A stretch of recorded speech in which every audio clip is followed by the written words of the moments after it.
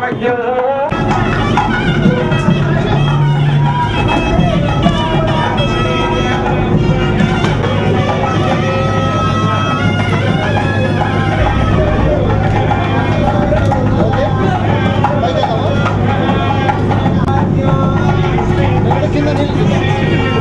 చేపట్టిన వరద కాలువ నిర్మాణం మిడ్ మానేర్ వరకు పూర్తయి ఈ సంవత్సరం భగవంతుని దయ వల్ల వచ్చిన వర్షపాతం వల్ల వరద వల్ల అన్ని జలాశయాలు నీరే కాకుండా శ్రీరామ్ సాగర్ జలాశయం ఇప్పటికే 88 టీఎంసీల నీరు రావడమే కాకుండా వరద కాలువ ద్వారా ప్రయోగాత్మక నీటి విడుదల చేస్తున్నప్పటికీ కూడా సుమారు 25 నుంచి 30 టీఎంసీల నీరు సముద్రంలోకి వృధాగా విడిచిపెట్టేటువంటి పరిస్థితులు ఏర్పడ్డాయి.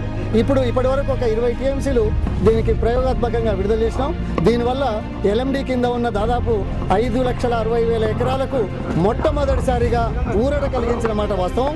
ఈ మిడ్ మానేర్ నిర్మాణంతో పాటు వరద కాలువ పూర్తి నిర్మాణం, వరద కాలువ ద్వారా 2,20,000 ఎకరాలకు నీరిచ్చే అవకాశాలు వచ్చే రోజుల్లో ఖచ్చితంగా చేయగలుగుతామనే ధీమాతో పాటు రాష్ట్ర ప్రభుత్వం చిత్తశుద్ధితో ఉంది.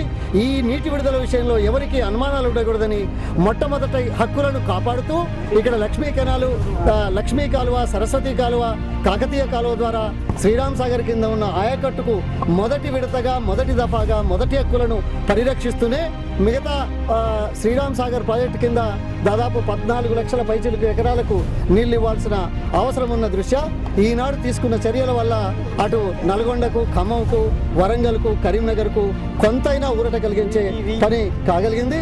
ఎవరికి అనుమానాలు ఉండొద్దని, అపోహలు ఉండకూడదని మొదటి హక్కుగా ఈ ప్రాంత నీటి అవసరాలను తీర్చిన తర్వాతనే మిగతా ప్రాంతాలకు నీరిస్తామనే మాట మరొక్కసారి ప్రభుత్వ పరంగా